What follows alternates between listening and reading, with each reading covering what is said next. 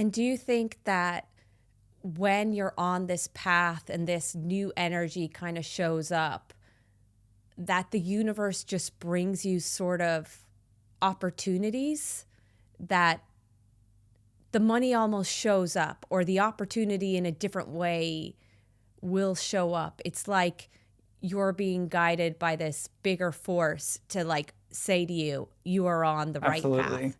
I think the universe is always knocking with new opportunities, but a lot of times we're shutting the door on those opportunities without even realizing we've shut any door. It's just habitual. It's like a mental conversation that says, this is the way the world is. I keep listening to news that keep reaffirming my beliefs. Nothing can shift, nothing's possible for me. But it's really not how the whole world is for everyone. Everyone's having a different experience of the world.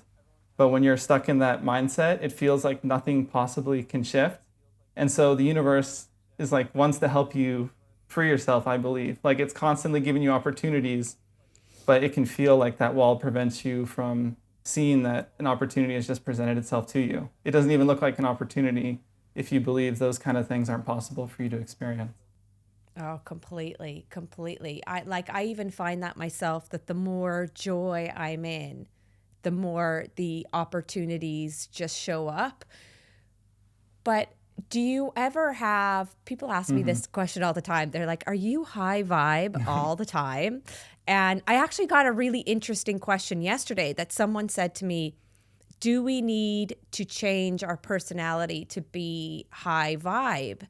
And I'm colorful. Like, I'm not wearing color today, which is unusual. I usually have lots of colorful bracelets on, lots of colorful clothes. I'm more loud. I'm a definite, like, 100% extrovert. I love being on stage. I love talking.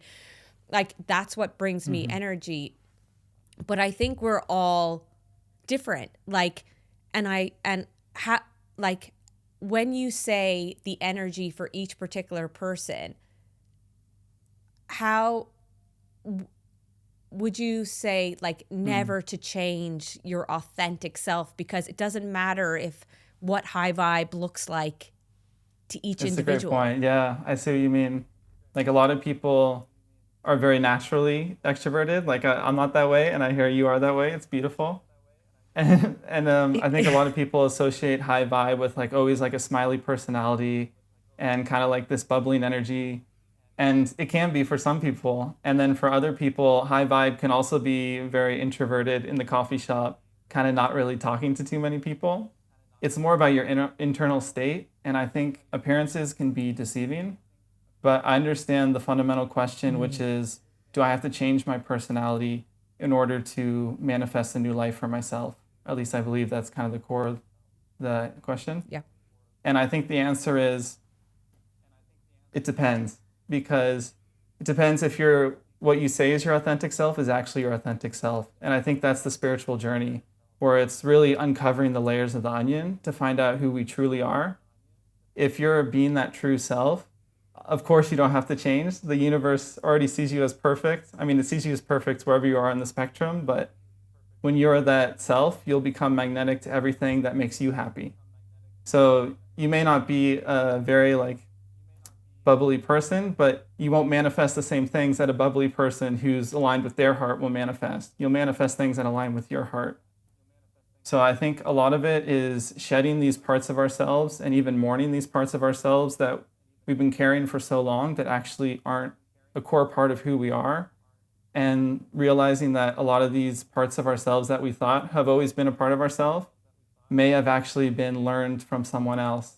And it's really relieving to let that energetic weight go. It's like when you're carrying this heavy backpack for many years and you don't even realize you're carrying it.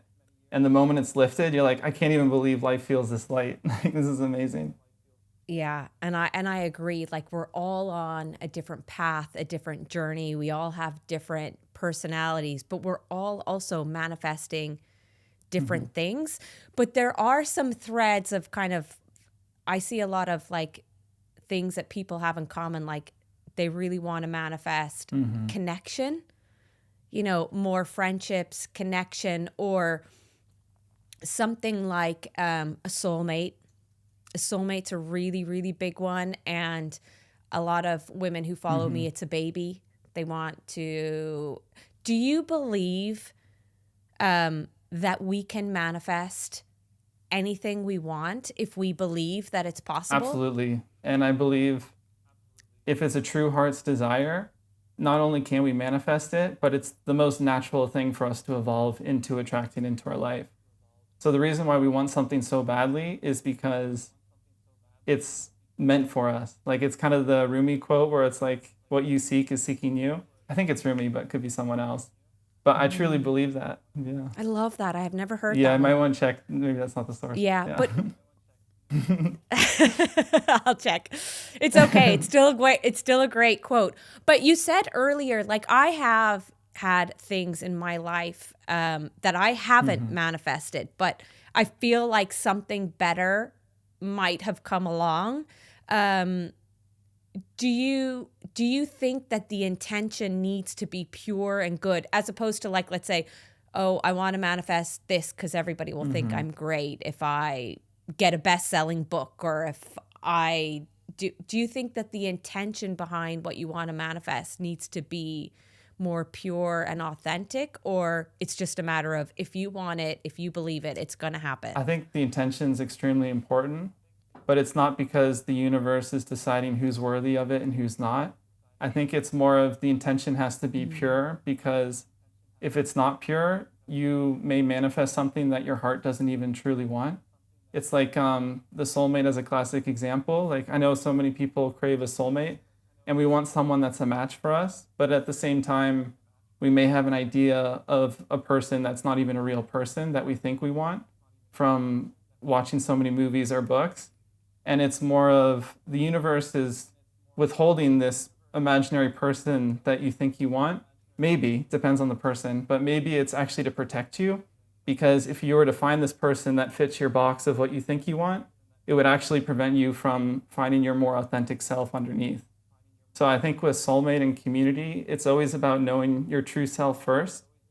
And of course, I know these feelings, like I always crave community, like community warms my heart so much. But it's like we have to show, someone else told me this after a breathwork class, it really resonated with me. They're like, we have to show up as our true self in order to attract the community of people that we actually want to hang out with. I love that. I love it. And a lot of the time people see repeating behaviors. So I'll get people that say to me, oh, I just met somebody who's can't commit, and I seem to have this same cycle of a guy who can't commit, or friends who just are not supportive in the way that I am supportive. Like, let's say, not me personally, but other people. So they seem to be attracting the same things. Like, it's like they're repeating the same mistakes. You know, if you call them mistakes, I think everything can be there for learning. Do you think this is the universe's way of coming back to you and saying, if you don't break this, you are going to continue to get what you've always gotten, but at some point you need to tell the universe or tell these people, like, that's it, enough. Like, and then the right people will show up. Like, how come the same cycles keep repeating for some people? Yeah, it's a great question. I think I see it in a lot of movies where it's like you see the character is repeating a cycle in the first third of the movie, and then they have some kind of thing that forces them into this new adventure where they're forced to change themselves, and then they change themselves, and then it's usually implied or they directly show that they've attracted the person that they really like fits them well. And so I think it is the universe constantly giving us calls to action, opportunities to change and grow. But I think it's so much about thinking that the external state needs to change before the internal state can change. So this idea is, I need to meet this person and then I'll be happy and fulfilled, instead of I'm happy and fulfilled and now my external world, which is just a mirror, reflects my new internal world. So I think when the same life situation is manifesting in your life, to whoever's listening, like, of course I have my own challenges in different areas of life with this as well. It's because we haven't changed our internal beliefs around it or an internal state. So looks like we're making progress because we're jumping from person to person or place to place But really, because we haven't changed our internal world, we're still manifesting the exact same energy through a new form. And it just keeps showing up and showing up and showing up. And how do people break that cycle? I think awareness is the most important. So if you're aware that you're in that cycle, you've already broken it. So it's kind of a strange thing, but it's really easy. And then the rest will unfold from that point. I mean, it sounds easy when you say it, but it can be extremely hard when you're in it, I know.